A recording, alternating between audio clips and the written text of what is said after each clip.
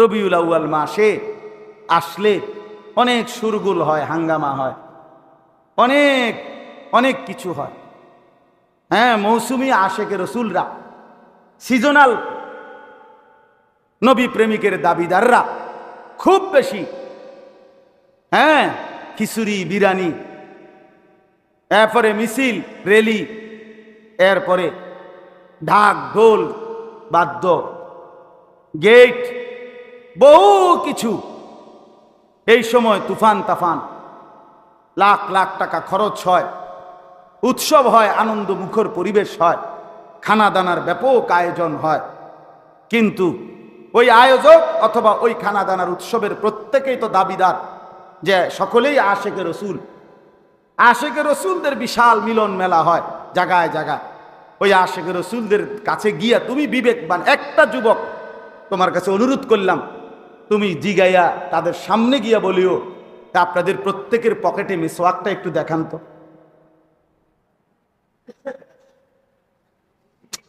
কথাটা বুঝো নাই যে আমি সুন্নি ওহাবি বুঝি না, কৌমি আলিয়া বুঝি না, বাবুরে দাগ দরকার নাই, ফায়সালা পরে, আগে আপনাকে মেসওয়াকটা কদ্দুর দেখান।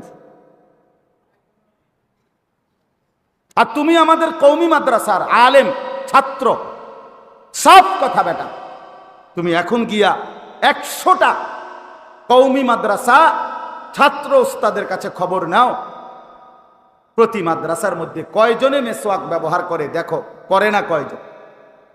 করে না হয়তো 1% 2-4 জন পাওয়া যাইতে পারে, আজকে নাই, হারায় গেছে।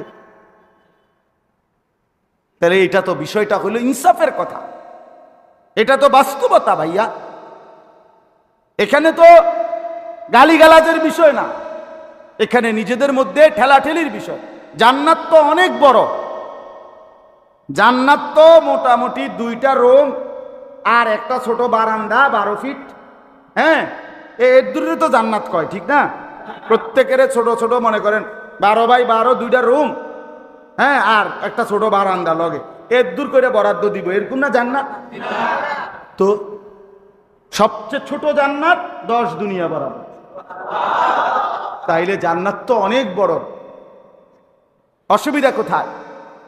তুমি যদি, আমি যদি সবাই আগলাইয়া নেই, সবাই একে অপরে রাসূলুল্লাহ সাল্লাল্লাহু আলাইহি সাল্লামের অনুসরণ করি, সবাই সবাইকে প্রতিপক্ষ না বানাইয়া যদি মহব্বতের সাথে আগলাইয়া আসি, অনুসরণ করি, তাইলে জান্নাত অনেক বড়। আমাদের সবাইকেও যদি আল্লাহ জান্নাত দেয়, রবের জান্নাত একটুও কমবে না, কমবে না। তাইলে যিনি জীবনভর নবী সাল্লাল্লাহু আলাইহি সাল্লামের সুন্নাতকে আঁকড়াইয়া পড়ে আছে, সুন্নাতের অনুসরণ করে, তারে কোন লজ্জায় নবীর দুশ্মন অথবা ওয়াহাবি অথবা এরকম মন্দ গালিগালাজ করে? বিশ্বাস করো ভাইয়া, বাবাদেরকেও বলি, আপনারাও শুনেন, আসমানের নিচে জমিনের উপরে এত বড় জুলুম, এত বড় কথা আর হতে পারে?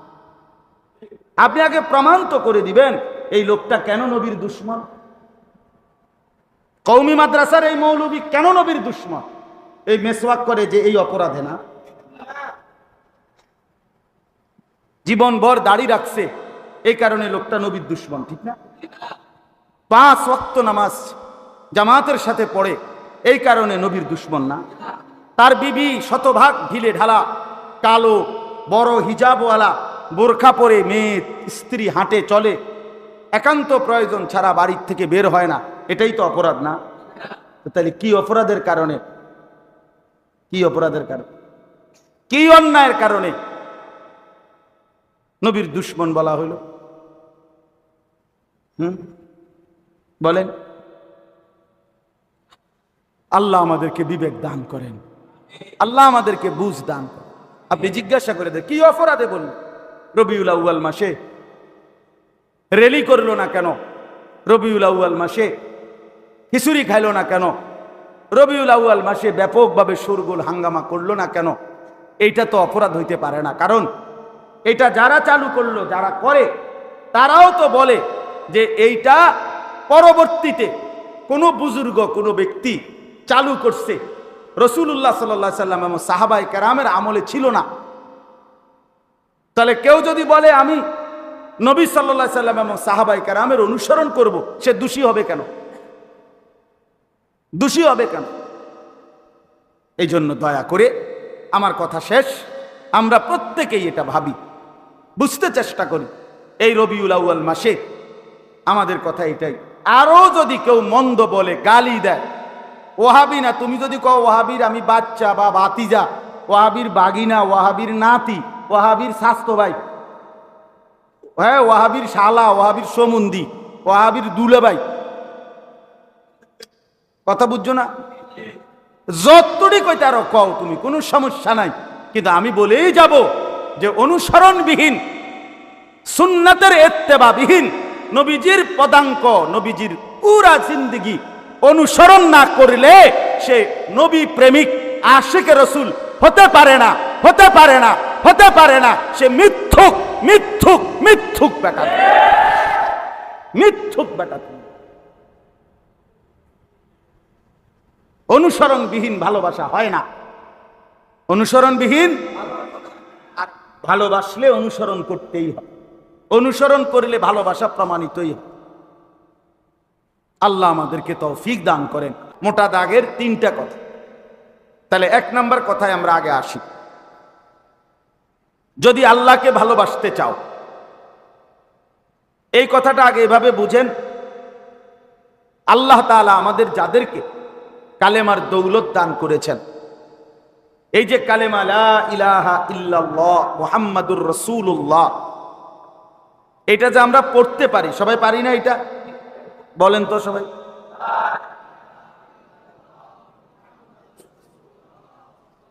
মাশাআল্লাহ, এই কালেমার এই নিয়ামত যে আমরা এটা বলতে পারি, আমাদের দিলেও এটা আছে, আমাদের জবানেও আছে, আমরা নিজেকে প্রকাশও করি যে আমি মুসলমান, আমি মুমিন। এই যে নিয়ামত আল্লাহ আমাদেরকে দান করেছেন, আল্লাহই দিয়েছেন। আল্লাহ তাআলা এই পৃথিবীর সব কিছু আল্লাহর দেওয়া নিয়ামত, সব সব আল্লাহই দিয়েছেন, আল্লাহই করেছেন। কিন্তু এক মানুষের উপরে আল্লাহর দেওয়া সবচেয়ে বড় নিয়ামত হলো ঈমান। সবচেয়ে বড় নিয়ামত কি?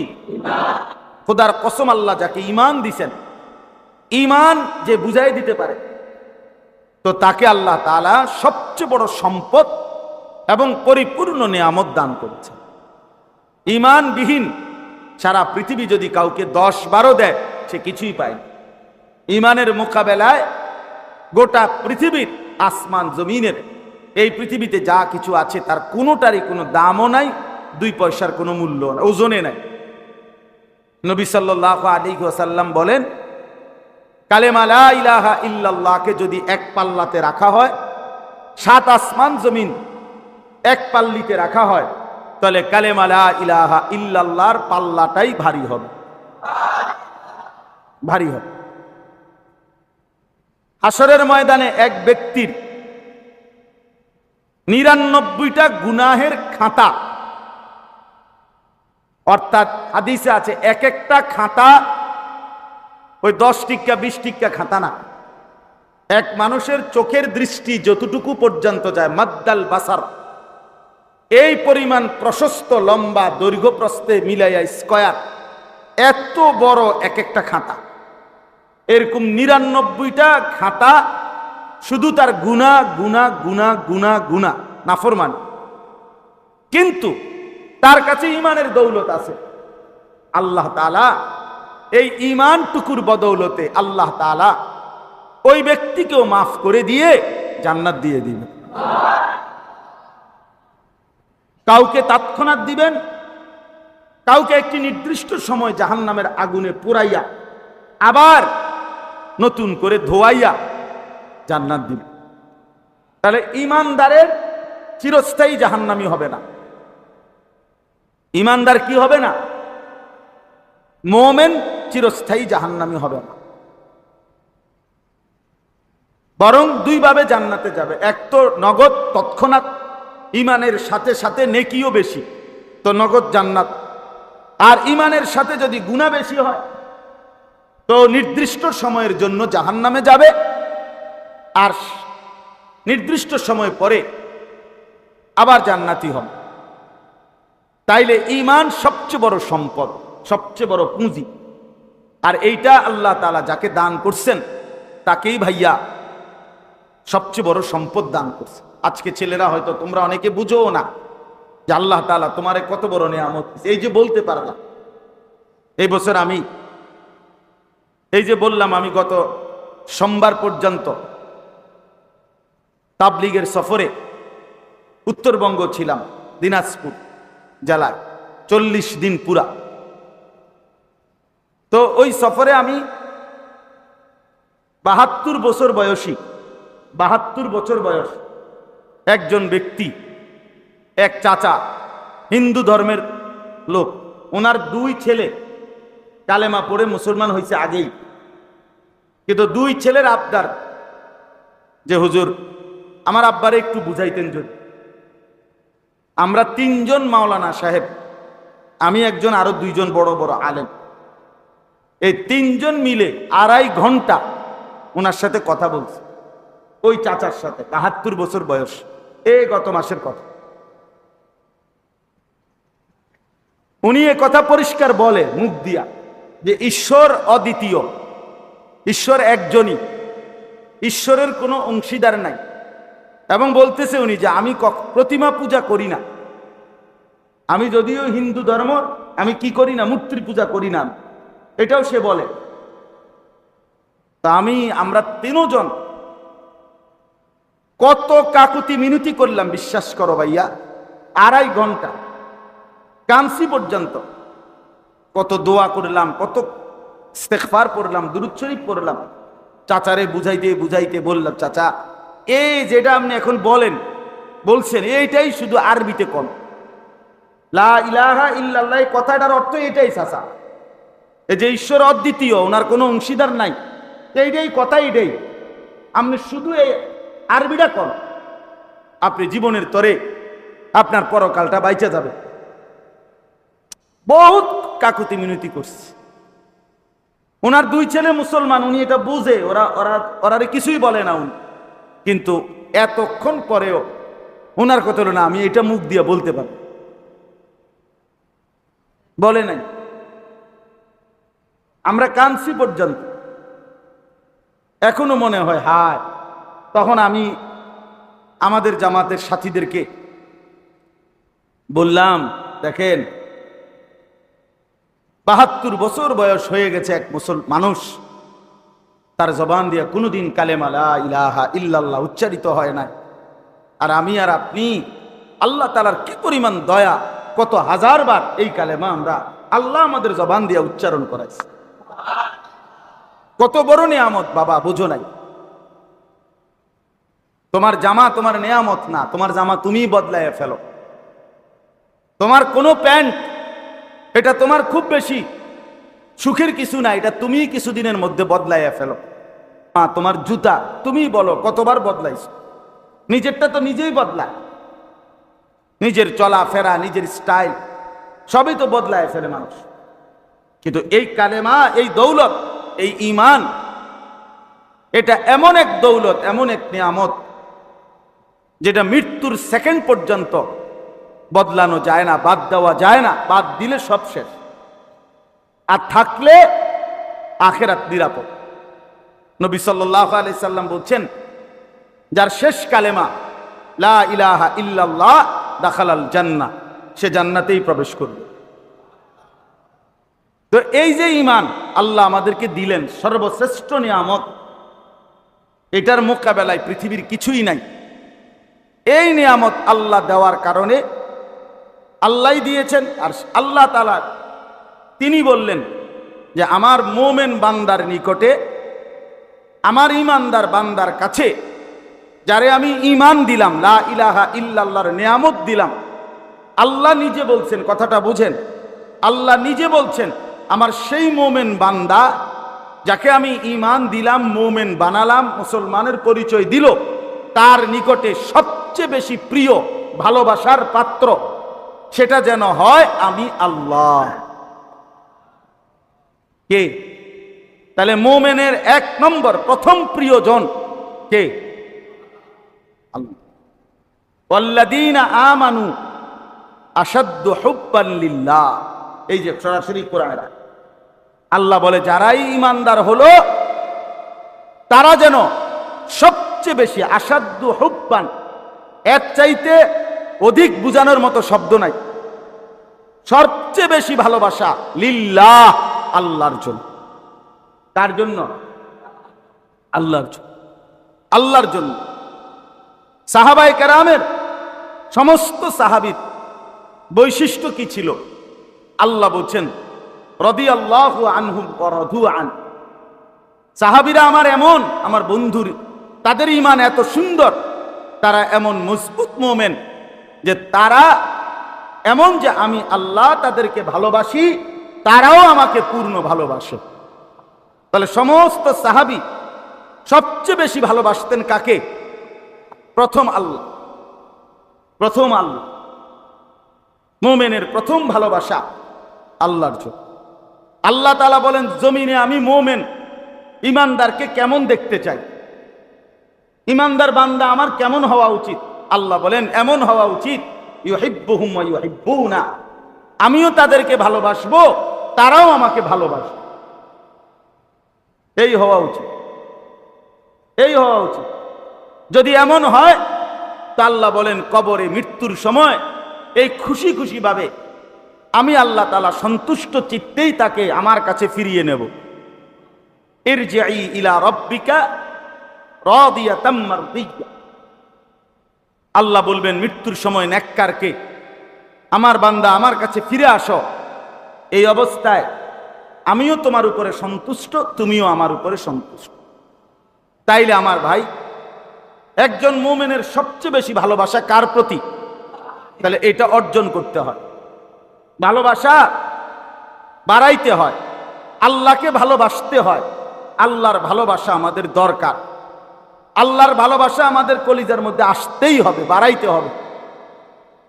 এই বাড়ানোর জন্য, ভালোবাসা লাভ করার জন্য আল্লাহ তাআলা একটা সহজ প্রেসক্রিপশন এই আয়াতের মধ্যে বললেন, ইন কুনতুম তুহিব্বুনাল্লাহ, যদি আল্লাহকে ভালোবাসতে চাও। তাহলে আগে বলেন আল্লাহকে ভালোবাসা একজন মুসলমানের জন্য উচিত কিনা? সবাই বলেন উচিত। কয় নম্বরে? 1 নম্বর। মুমিনের প্রথম ভালোবাসা কার প্রতি? আল্লাহ। তো আল্লাহ বলেন সেই ভালোবাসা যদি অর্জন করতে হয় তোমার করণীয় কি? করণীয় একটাই কাজ। আমি একজন বন্ধু পাঠাইছি, সেই বন্ধুকে আমি সব বলে দিছি, দেখায়া দিছি, তোমরা শুধু বন্ধুকে অনুসরণ করবা, তাইলে বন্ধুকেও পাইবা, বন্ধুর খোদা আমি আল্লাহ আমারও পাইবা। খালাস। ফাত্তাবিউনি, দ্বিতীয় কথা, আমার বন্ধুর অনুসরণ করো, প্রিয় নবী মুহাম্মদ সাল্লাল্লাহু আলাইহি সাল্লামের অনুসরণ করো। তাইলে প্রিয় ভাই আমার, বাবা আমার, ছেলেরা আমার, সবার কাছে অনুরোধ, আল্লাহ তাআলা দ্বিতীয় কথা এটাই বললেন যে আল্লাহর ভালোবাসা যদি অর্জন করতে হয় প্রিয় নবী সাল্লাল্লাহু আলাইহি সাল্লামকেই অনুসরণ করো। ফাত্তাবিউনি, আমাকেই অনুসরণ করো। বিশ্বাস করেন পৃথিবীর কোনো অভিধানে, পৃথিবীর কোনো ডিকশনারিতে, পৃথিবীর কোনো ভাষায় ফাত্তাবিউনির অর্থ শুধুই ভালোবাসা এটা নয়, বরং অনুসরণের মাধ্যমে ভালোবাসা। কিসের মাধ্যমে ভালোবাসা? অনুসরণের মাধ্যমে ভালোবাসা, অনুসরণযোগ্য ভালোবাসা। অস্থির হইয়েন না, এই কোন রকম আমার সময়টা শেষ, আর অল্প ভাই, পেরেশানি করলে তোর এটা টাইমটা ফিরে আসবে না। তাইলে ফাত্তাবিউনি, আমার অনুসরণ করো। ইত্তেবা শব্দের অর্থ হলো অনুসরণ। কি অনুসরণ বলতে আরবিতে কাকে বোঝায়? তাফসিরে আছে, ব্যাখ্যার মধ্যে আছে। মনে করেন আমরা দুইজন মানুষ, আমি আর এই মাওলানা আবু হানিফ ভাই, আমরা দুইজন রওনা দিলাম মুরাদনগর হাইটা। এখন উনি মনে করেন আমারে অনুসরণ করে যাবে, মানে উনি সিদ্ধান্ত নিছে যে উনি অনুসরণ করবে কাকে? আমারে। তো এখন এই অনুসরণ কখন হবে? যখন আমার প্রত্যেক কদম, মানে পাও, যেখানে পড়লো আমি প্রথম ডান পাও রাখলাম মাটিতে, এখান থেকে বাইর হইয়া, এরপরে আমি যখন সামনে আগাইতে যাবো, তাহলে আমার কদম সামনে বাড়লেই পিছনে আমার কদমের জায়গাটা খালি হবে কিনা? খালি হবে না? এটা এ আরবিতে বলে অনুসরণ, মানে হলো পিছনের জন যাকে অনুসরণ করতেছে হুবহু তার কদমের নকশা অনুপাতে, মানে প্রত্যেকটা কদম যেখানে ফেলছে ওইটা ধইরা ধইরা ওই জায়গায় পাও দিয়া দিয়া সামনের দিকে আগানে যাওয়া, ওনারে অনুসরণ করা, এটারে বলে ইত্তেবা। কথাটা বুঝছেন কিনা বলে? এইটারে বলে অনুসরণ, এটারে বলে ইত্তেবা। তাইলে ফাত্তাবিউনি মানে হলো আমার বন্ধুকে অনুসরণ করো। তিনি হাসতেন যেভাবে তুমি সেভাবেই হাসো, এভাবেই চেষ্টা করো। তিনি কাঁদতেন যেভাবে তুমি এভাবেই কাঁদতে চেষ্টা করো। তিনি কথা বলতেন যেভাবে তুমি সেভাবেই কথা বলতে চেষ্টা করো। তিনি ঘুমাইতে শুরু করতেন যেভাবে সেভাবেই তুমি ঘুমাবার চেষ্টা করো। তিনি ঘুম থেকে জেগে উঠে যা করতেন তুমি সেভাবেই জেগে উঠে করো। তিনি টয়লেট, বাথরুম, পেশাব, পায়খানায় ঢুকতে গিয়ে যা করতেন, ভেতরে যেভাবে ইস্তেঞ্জা করতেন, ঢিলা কুলুক পানি ব্যবহার করতেন, সেভাবেই ব্যবহার করো, গ্রহণ করো। তিনি বের হয়ে যা করতেন, যা পড়তেন সেভাবেই চলো। তিনি নখ কাটতেন যেভাবে সেভাবেই নখ কাটো। তিনি অজু করতেন যেভাবে সেভাবেই অজু করো।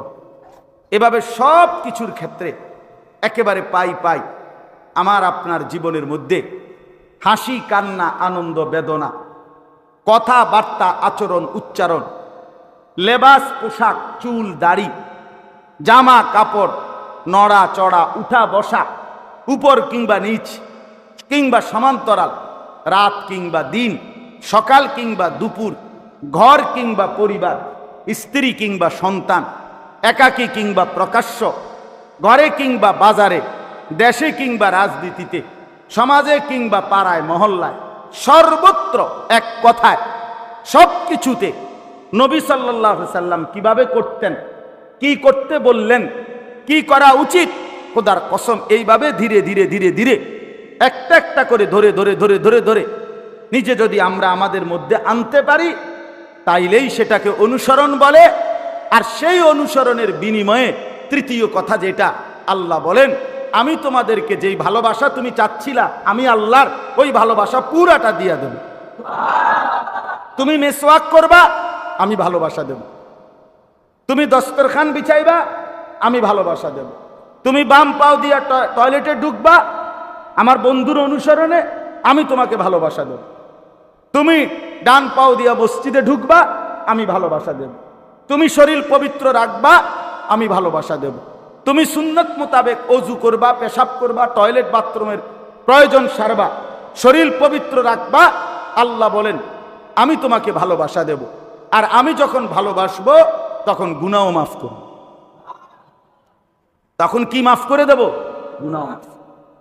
এই জন্য প্রিয় ভাই আমার, ছেলেরা তোমাদেরকেও বলি, ভাইয়া আমার বিশেষ মহব্বতের নওজোয়ান, তোমার কাছে আমার অনুরোধ, কেউ যদি নাও শোনে তো তোমরা মাত্র উঠতি বয়সের ছেলে, জীবনটা যদি এই বয়সেই নষ্ট করে ফেলো, এলোমেলো করে ফেলো, এই বয়সেও যদি জীবনের কোনো শৃঙ্খলা না থাকে, ভাইয়া বয়সকালে কিছুই পারতাম না।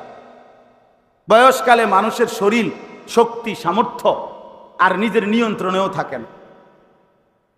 মানুষ যখন বয়স্ক হয়ে যায় তখন কোনো কিছু আর কন্ট্রোলও করতে পারে না। একটা লোকের যখন পূর্ণ ডায়াবেটিস হয়ে যায়, সে একরকম অসহায় হয়ে যায়, অসহায় হয়ে যায়, আর কিছুই থাকে না। একটা মানুষ যখন উপার্জনের ক্ষমতা হারাইয়া ফেলে তখন আর সে অসহায় হয়ে যায়। তাইলে মূলত এখন শরীর, স্বাস্থ্য, যৌবন, বুঝ, বুদ্ধি, আকল, দেমাগ সব স্বাভাবিক সুস্থ আছে, আল্লাহই রাখছে। কোরআন শরীফে আছে, আল্লাহ বলেন যত বৃদ্ধ হয় একটা সময় আমি আল্লাহ বৃদ্ধ হইতে হইতে মানুষকে ওই পর্যায়ে নিয়ে যাই যে সে আর পেছনের কিছুই মনে রাখতে পারে না। লিকাইলা ইয়ালামা মিন বাদি ইলমিন শাইআ। আর কিছুই মনে রাখতে পারেন। আমার আম্মা 70-এর মতো বয়স বা একটু বেশি হবে। আমার স্পষ্ট মনে আছে ভাই, মাকে আমি ছোটবেলা থেকেই দেখছি, আমার বয়সকালেও দেখছি। মা আমার সব কিছু সংসারে আগলাইয়া রাখতেন, বিশেষ করে মায়ের ওষুধ, মানে যেটার জন্য বলতে, মা ঔষধ বক্সের মধ্যে সব সময় আমরা আয়না রাখতাম। মা নিজের ওষুধ টাইমলি খাইতেন, বুঝতেন কোনটা প্রেশারের ওষুধ, কোনটা ডায়াবেটিসের ওষুধ, কোনটা গ্যাস্ট্রিকের ওষুধ, কোনটা কয়বার খাইতে হবে, মা নিজেই গুলো বুঝতো। এখন আইসা মা এখন আমার বোনের বাড়িতে আছে, কখনো আমার কাছে থাকে, কখনো ভাইদের কাছে থাকে। এখন মার সবচেয়ে বড় অসুবিধা হলো যে মা এই ওষুধ যে দেই আমরা খুলে দিলে মা এটা বুঝেই না যে মানে এটা যে ওষুধ, মা এটা ভিতরে নেন পানি দেই, মারে যদি 10 জনও মহিলা ধরে সাপ দিয়া, মার মুখ যদি টাইনাও ধরে করলে মা এটা ভিতরে দেয় না, ওষুধ এটা দেয় না, পানি গেলে না। যদি জোর করে কেউ ওষুধ দেয়, ট্যাবলেট দেয়, পানি দেয়, পানি লইয়া মা আধা ঘন্টা না, যদি 2 ঘন্টাও লাগে, পানি এটা নিয়ে ট্যাবলেট এটা নিয়ে মুখের মধ্যে বসে রয়েছে, এটা পিতরে নেয়। আমার মার কথাটা আমি বলল, কিরে ভাইয়া, আমি তো মারে জীবনে কোনোদিন এমন দেখি নাই। মাকে তো আমি দেখছি মা নিজেই ওষুধ খাইতেন। আমারে সব সময় বলতো আমাদেরকে, ফুত আমার অসারটিল শেষ, মার প্রেশারের ওষুধ, তো এরকম এগুলো বলতেন। নির্ধারিতই ওষুধ খায় মা সারা বছরে, এখন আর পারেন। তাহলে আমি বলতে চাচ্ছি, একটা সময় আমাদের হয়েই যাবে, যদি হায়াত পাই, না পাইলে তো নাই, যে সময় আর শরীর সামর্থ্য যোগ্যতা থাকে না, নিষ্কর্মা হয়ে যায় মানুষ, আর জালুল ওমর অর্থ। তাইলে একজন মানুষ এখনই যদি, তোমরা ছেলেরা যে কয়জন বসছো ভাইয়া, তোমরা যদি এখনই জিন্দিগিটা এত বেশি এলোমেলো কাটাও, তো জীবনটা গুছাইবা কখন, সাজাইবা কখন ভাইয়া? আমার প্রশ্ন হলো, এই বয়সেই তুমি রাসূলুল্লাহ সাল্লাল্লাহু আলাইহি ওয়াসাল্লামের কোনো কিছুই তোমার পছন্দ হয় না, তার চুল, তার চেহারা, তার পোশাক, তার টুপি, তার দাড়ি, তার ব্যবহার করা মেসওয়াক, নবী সাল্লাল্লাহু আলাইহি ওয়াসাল্লামের চলাফেরা, উঠা বসা, কথাবার্তা, আচরণ, ঢং, উচ্চারণ, কিছুই তোমার পছন্দ হয় না। তিনি নিয়মিত ঢিলা কুলুক ব্যবহার করতেন, তুমি কখনোই টয়লেট পেপার ব্যবহার করো না। তিনি নিয়মিত 5 ওয়াক্ত নামাজ পড়তেন, তুমি পড়ো না। তিনি সব সময় ফজরের নামাজ পড়তেন, তুমি পড়ো না। তিনি সর্বদাই মৃত্যু পর্যন্ত মিসওয়াক করছেন, তুমি কখনোই মিসওয়াক করো না। তিনি সর্বদাই দস্তরখান বিছায়া সমান জায়গায় খানা খাইছেন, তুমি কখনোই চেয়ার টেবিল ছাড়ো না। তাইলে তোমার চুল 30 বছরে, 23 বছরে, 20 বছরে একবারও, একদিনের জন্য, একটা সপ্তাহের জন্য নবী সাল্লাল্লাহু আলাইহি সাল্লামের পবিত্র চুল মোবারক তিনি কিভাবে রাখতেন, তার চুল কেমন ছিল, এইটার কোনো মানসিকতা তোমার মধ্যে নাই। তাইলে তুমি ভাইয়া এত বেশি রাসূলুল্লাহ সাল্লাল্লাহু আলাইহি সাল্লামের বিরোধিতা কইরা, গাদ্দারি কইরা, তুমি নবী প্রেমিক কিংবা আশেকে রসুল কিংবা রসুলের মহব্বতের দাবিদার কেমনে হইবা ভাই? কেমনে বলেন? ইনসাফ কি বল? নবীজি বলছে, জিব্রাইল আমার কাছে যতবার আসছে ততবারই যাওয়ার সময় বলছে, ইয়া রাসূলুল্লাহ, মিসওয়াক করতে ভুলবেন না। শুধু কোরআন নিয়ে আসছে জিব্রাইল নবীজির কাছে 24,000 বার। কয় হাজার বার? কোরআন শরীফ নিয়ে, আর অন্যান্য বিষয়েও আসছে। তাহলে 24,000 বার বলে গেছে মিসওয়াক, মিসওয়াক, মিসওয়াক। নবীজির ইন্তেকালের সময়, নবীজি শেষ নবী, আমরা এটা জানি কিনা? আমাদের নবী আখিরি নবী তো, কথা বলেন। শেষ নবীর শেষ আমল কি? মিসওয়াক। নবীজি শেষ মিসওয়াক করতে করতে ইন্তেকাল। বুখারীর হাদিস। আম্মা জান আয়েশা রাদিয়াল্লাহু তাআলা আনহা বলছেন, আমি নিজে দাঁত দিয়ে, আম্মা জান আয়েশা নবীর স্ত্রী, তিনি বলেন, আমি আমার দাঁতে চাবাইয়া মেসওয়াক একদম নরম করে দিছি। নবীজি এত অসুস্থ ক্লান্ত যে মেসওয়াক চাবাইতে পারছেন না, একদম নরম করে দেওয়ার পরে তিনি আস্তে আস্তে মেসওয়াক করছেন। এই অবস্থায় হঠাৎ করে হাত পড়ে গেছে, আমি বুঝছি তিনি আল্লাহর কাছে চলে গেছে। তাইলে আমরা অনুরোধ করলাম, আল্লাহ তাআলা বলছে ফাত্তাবিউনি, অনুসরণ করো। নবীজি নিজে বলছেন, আমাকে পূর্ণ অনুসরণ না করলে পরিপূর্ণ মুমিন হবে না। এই জন্য ভাইয়া আমি এতটুকু কথাই বললাম। আল্লাহ বলেন, বন্ধুকে অনুসরণ কইরো, তাইলে আমি আল্লাহ ভালোবাসবো, গুনাহ মাফ করে দেব, জান্নাতও দিয়ে দেব। তাহলে নবীজির প্রতিটা সুন্নতের মধ্যে আল্লাহর ভালো। মেসওয়াকটা হাতে নিয়া শুরু করলেন মেসওয়াক, আল্লাহর ভালোবাসা শুরু হয়ে গেল, গুনাহ মাফ শুরু হয়ে গেল। আল্লাহ না বলছেন, আমার নবীর অনুসরণ করো, আমি ভালোবাসবো এবং কি করব। তাহলে মেসওয়াক চলছে, গুনাহ মাফ হচ্ছে। সুন্নত তরিকায় ওযু করতেছে, গুনাহ মাফ হইতেছে। সুন্নত তরিকায় বাথরুমে ঢুকছে, গুনাহ মাফ হইতেছে। সুন্নত তরিকায় খানা শুরু করছে, কি মাফ হইতেছে? মাফ হইতেছে। আর গুনাহ মাফ হচ্ছে মানে জান্নাতের দিকে আগাইতেছে। আল্লাহর ভালোবাসতেছে মানে জান্নাতের দিকে নিচ্ছে। যাকে আল্লাহ ভালোবাসে তাকে বুঝি আল্লাহ জাহান্নাম দিবে। তাইলে আমরা প্রত্যেকেই সুন্নতকে অনুসরণ করি, সুন্নাতকে একটা একটা করে খাপগালি করেন। ছেলেদের কাছে অনুরোধ, তোমরা বাবা এই চুলের প্রতি দয়া করো, একটা বার বিবেককে নিয়া আল্লাহ পাকের দেওয়া আকল দিমাগ দিয়ে একটা বার ভাবো যে কেন এমন চুল রাখলা, কেন নবী সাল্লাল্লাহু আলাইহি সাল্লামের চুল মুবারকের কথা মনে পড়লো না। এই লেবাস, এই পোশাক, এই শরীর, এই চেহারা, এই চলাফেরার স্টাইল, জীবনের এই চলাফেরা স্টাইল প্রত্যেক মানুষই অনুকরণ প্রিয়।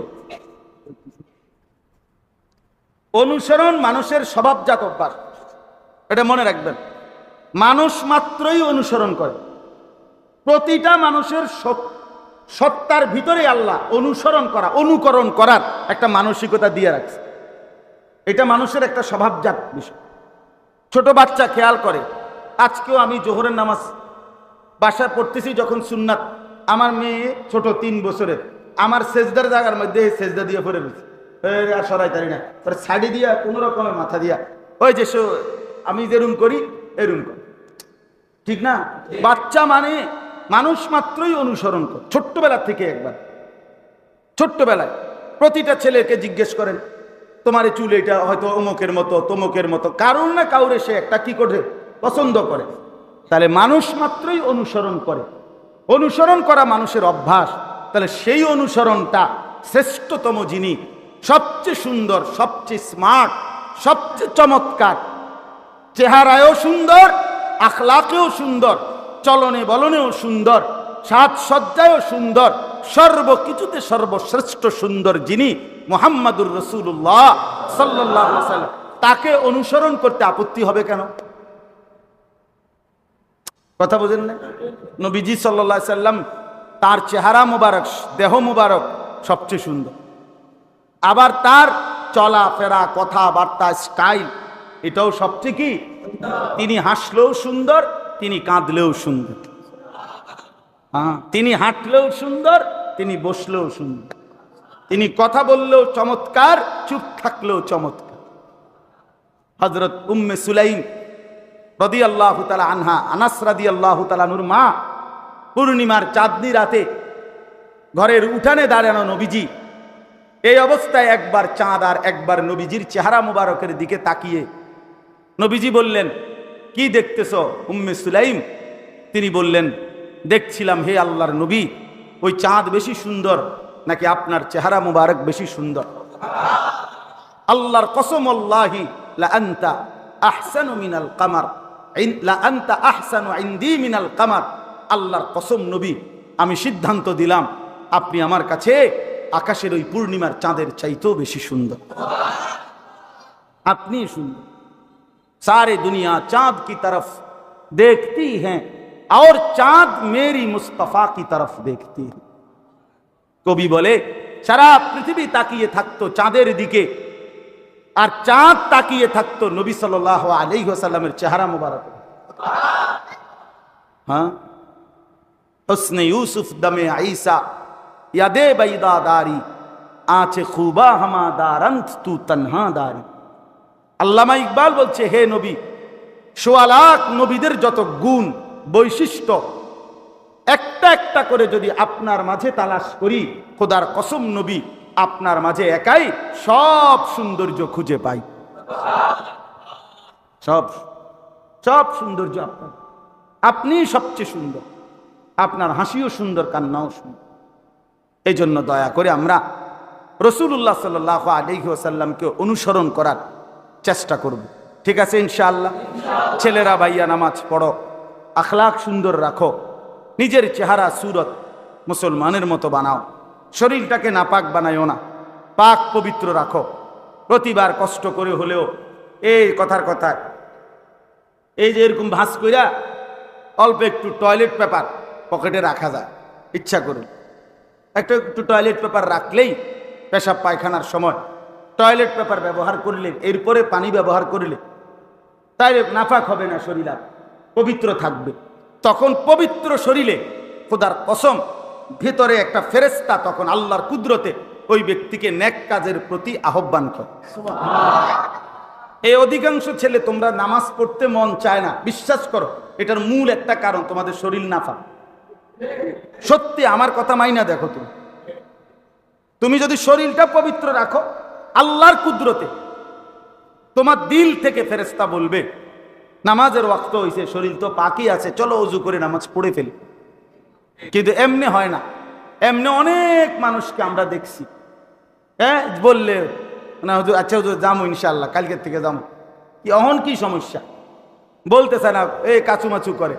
শেষে হুজুর একটু লুঙ্গিতে একটু সমস্যা আছে, প্যান্টে একটু সমস্যা আছে, মানে প্যান্ট একটু সিরা আর কি একটা। হ্যাঁ হ্যাঁ, তালি প্যান্ট সিরা, লুঙ্গি মানে মাথার বান্ধা লাইছে আর কি। তো তাহলে সমস্যাটা কি? সমস্যা হয়েছে মুইত্তা ফানি লইছে, সমস্যা এইটাই। কি লিছে না? মুইত্তা ফানি লইছে, এইটাই মেন, আর কোনো সমস্যা। এই জন্য আমরা ইনশাআল্লাহ ছেলেদেরকে বললাম, বাবা সবাই একটু টয়লেট পেপার ব্যবহার করে, পানি ব্যবহার করে শরীরটাকে পবিত্র রাখলে ইনশাআল্লাহ নামাজ পড়তে মন চাইবে। হ্যাঁ, রঙের দুনিয়া কোনো না কোনোভাবে চলেই যাবে, যৌবনও শেষ হয়ে যাবে, অথবা তার আগেই মৃত্যু হয়ে যাবে, কিন্তু অনন্তকালের আখেরাত, কবরের জিন্দেগি আর আখেরাত শুধুই শুরু হবে দোস্ত, শেষ হবে না আর কোনো দিন না। এখানে সুখেরও শেষ হয়ে যায়, এখানে দুঃখ হয়ে যায়, এখানে সাজানো বাগান তছনছ হয়ে যায়। আবার এই আজকে সকালবেলাও আমরা গুমতি নদীর যেখান দিয়ে বাঁধ ভাঙছে, ওই বাঁধের ফজরের পরে গেছি, আবার দেখতে গেছি আমরা কি পরিমাণ, মানে একটা বিশাল ফার্ম, বাড়ি, বিল্ডিং, বেচারা নতুন করে টাইলসের ভবন, বিল্ডিং টিল্ডিং, মানে শুধু পানি, এই তো আর কিছু না, কোনো বুলডুজার না, কিচ্ছু না, পানি, পানির স্রোত। একটা বাড়ি দিছে, এই বাড়ি সব শেষ, সব শেষ, একবারে টিন, মানে এগুলো পোটলা বানায় লাইছে, শুধু পোটলা বানায়। হায় হায়, এই জন্য আল্লাহই বড় ভাইয়া। দুনিয়া ক্ষণিকের মধ্যে চলে যায়, ক্ষমতা নিয়া, যৌবন নিয়া, শরীর নিয়া, কিছু টাকা নিয়া মাতব্বরি করতে নাই, মাতব্বরি করতে নাই। সকালেও আমরা শুনছি আসে, 11টা বাজেও শুনছি, 12টা বাজেও শুনছি, 1টা বাজেও শুনছি, 2:30টা বাজে শুনি নাই। বোঝেন নাই? হ্যাঁ, 3টার সময় শুরু হয়ে গেল তোলপা, একদিন আর লাগে নাই, সব 15 বছরের সাজানো বাগান তছনছ। আল্লাহ বলে দিলেন, দেখো আমি দেখায় দিলাম, আমি দেখায় দিলাম, আমি তুলতেও পারি, আমি নামাইতেও পারি। এই জন্য দয়া করে অহংকার করতে না, অহংকার করতে না। ছেলেদেরকেও বলি, বাবা শরীর স্বাস্থ্য যৌবন নিয়ে অহংকার করো না। মুরব্বী চাচা আপনাদেরকেও বলি, আপনাদের এই শেষ হায়াত আপনি আর ফিরে পাবেন না। মুরব্বীদের জন্য আখেরাতের বন্দিগি বাড়ান, চা দোকানে আড্ডা দিয়েন না, বিড়ি সিগারেট খাইয়েন না, আল্লাহর ওয়াস্তে মানুষের গীবত শেখায়েত শুধু ফালতু কথাবার্তা, গালি গালাজ, এই মন্দ কথায় সময়টা পার করেন না। যদি কোনো কাজ না থাকে, কমপক্ষে একটা তসবিহ 24 ঘন্টা সাথে রাখেন। সুবহানাল্লাহ, আলহামদুলিল্লাহ, আল্লাহু আকবার, লা ইলাহা ইল্লাল্লাহ, আস্তাগফিরুল্লাহ, দুরূদ শরীফ সাল্লাল্লাহু আলাইহি ওয়াসাল্লাম।